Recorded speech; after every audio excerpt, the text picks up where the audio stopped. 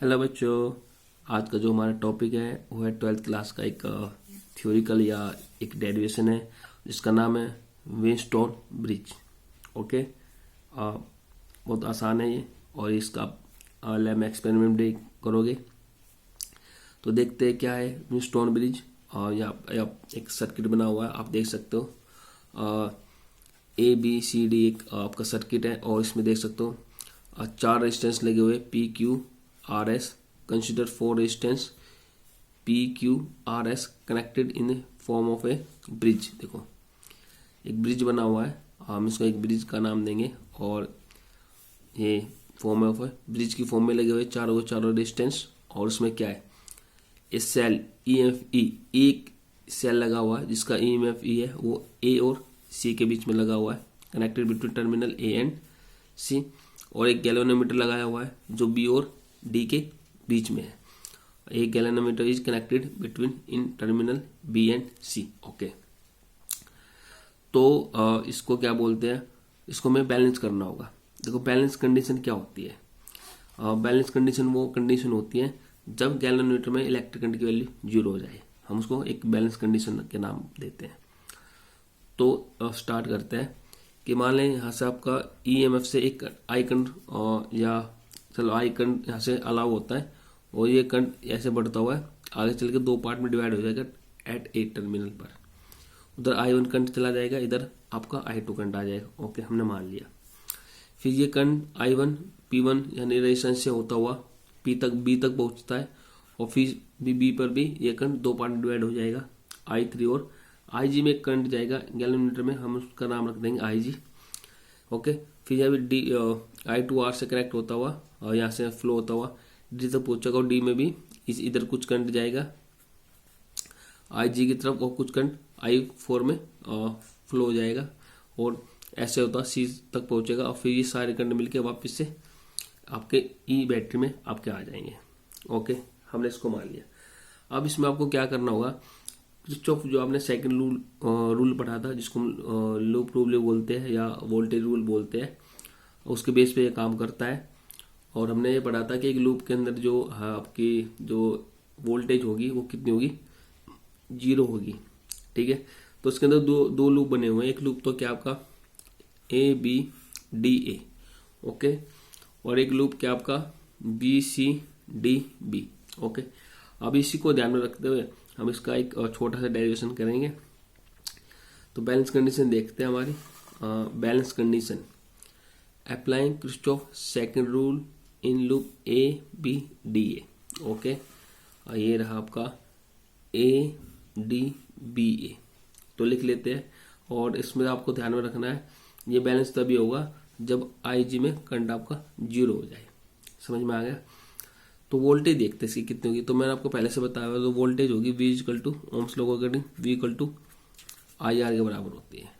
तो यहाँ पर जो वोल्टेज होगी P में जो वोल्टेज होगी, जो P रेजिस्टेंस बना हुआ है इसके अंदर वोल्टेज कितनी होगी आपकी, मैं इस वोल्टेज को V1 मान लेता हूँ। तो आपकी वोल्टेज हो जाएगी V1 equal to electric current कितना आपका I1 और आपका जो रेजिस्टेंस है वो कितना आपका P, तो I1 P इसकी वोल्टेज हो गई। ठीक है, हमने मान लिया। ये करंट ऐसे होता हुआ इसके पास पहुंचता है या हाँ ये इधर पहुंचता है, तो इसकी वोल्टेज कितनी है, इसको V2 इक्वल टू क्या मानेंगे I2R। ओके, ठीक है, ये हमने रख लिया। अब इसमें हम इसको एक मैथमेटिकल फॉर्म में लिखने जा रहे हैं। तो ये एक चीज को और ध्यान में रखो। देखो I1 का एरो देखो किस तरफ है, ऐसे, और यहाँ पर I2 का जो एरो है आमने सामने है, यानी ये दोनों अपोजिट डायरेक्शन में है, इसलिए हम इसमें प्लस माइनस का साइन लगाएंगे। तो हमने क्या लिखा हुआ है भाई I1P यानी जो फर्स्ट वोल्टेज है। यहाँ पर आपने एक इसकी भी वैल्यू दी हुई है गैल्वेनोमीटर की। देखो इसकी आपको लिखने की जरूरत है नहीं, क्योंकि आपको पता होना चाहिए कि IG में जो करंट जाएगा वो 0 हो जाएगा। तो हम इसको ना भी लिखें तो भी मेरा काम चल जाएगा, इसको हटा देंगे। सिंपल क्या लिखेंगे I1P minus I2R equal to 0, कि यही 2 वोल्टेज सर्किट के अंदर है और इन दोनों वोल्टेज का जो सम आएगा आपका वो कितना आएगा, 0 आएगा। ओके, तो हम इक्वेशन 1 भी मान सकते हैं। तो I1P minus I2R equal to कितना हो गया, 0। सिंपल एक फॉर्म हमने बना के रख दी, क्योंकि दो ही वोल्टेज है और दोनों ही वोल्टेज आपस में एक दूसरे के अपोजिट डायरेक्शन में है। ठीक है, सेकंड लूप पे चलते हैं। वो आपका सेकंड लूप क्या है, BCDB। यहाँ पर आप देख सकते हो I1 Q के पास पहुंचा और Q एक रेजिस्टेंस है, तो इसके पास कितनी वोल्टेज होगी, V3 इक्वल टू, हम इसका नाम देंगे I3, Q वोल्टेज इसके पास होगी, और फिर C से होता हुआ S तक पहुंचेगा। S रेजिस्टेंस में कितनी वोल्टेज होगी, हम कहेंगे V4 इक्वल टू कितना होगा, I4 इंटू S होगा। ठीक है, हमने इसको मान लिया। अब इसमें एक चीज का ध्यान रखो, जो I3 का एरो इस तरफ है और I4 का एरो आमने सामने टकरा रहा है, यानी ये भी दोनों अपोजिट डायरेक्शन में है, और हम इसको भी माइनस में लिखेंगे, और ये पहुंचता हुआ ऐसे एक लूप बना रहा हुआ है। तो IG पर आप ज्यादा ध्यान न दें, IG तो आपका 0 है, इसमें कोई भी ज्यादा दिक्कत की वाली कोई बात नहीं है। तो हम सीधा लिखेंगे अगेन इन मैश रूल या लूप रूल, BCDB कितना हो जाएगा, I3Q माइनस I4Q, और इसको कोई लिखने की जरूरत है नहीं हमें, इक्वल टू 0 हो जाएगा। तो हम इसको सिंपल क्या लिख सकते हैं कि भाई I3Q माइनस I4S कितना हो जाएगा, 0 के इक्वल हो जाएगा। ठीक है, हमने इसको मान लिया।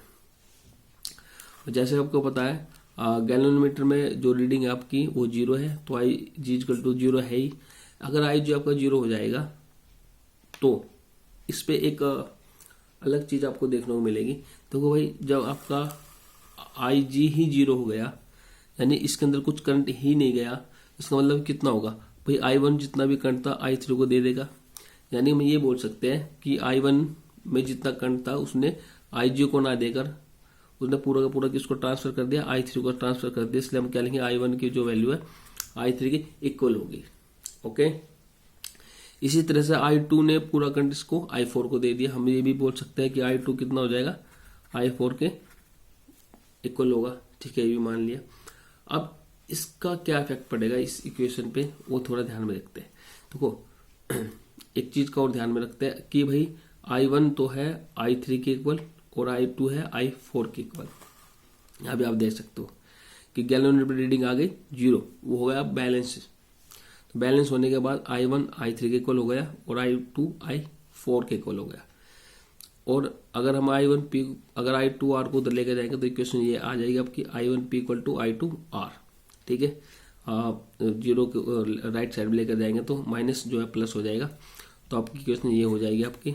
और similarly I3Q equal to I4S के बराबर हो गया। तो इक्वेशन 3 और 4 आपको एक नई इक्वेशन बनती है, और हम क्या करेंगे, हम इक्वेशन 3 को इक्वेशन 4 से डिवाइड कर देंगे। डिवाइड इक्वेशन 3/4, बड़ा सिंपल है, करके देखते हैं। तो यहाँ पे क्या है, I1P divided by I3Q equal to कितना हो जाएगा, I2R अपॉन I4S। तो बड़ा सिंपल वे में हम ये देखेंगे कि I1 तो I3 के इक्वल है भाई, और I2 I4 के इक्वल है, तो I1 I3 को कैंसिल कर देगा और I2 I4 को कैंसिल कर देगा। तो आपको क्या मिला, P upon Q equal to R upon S। तो हम ये बोल सकते हैं कि ये चारों रेजिस्टेंस में एक रिलेशन सेटअप हो गया, P by Q equal to R by S।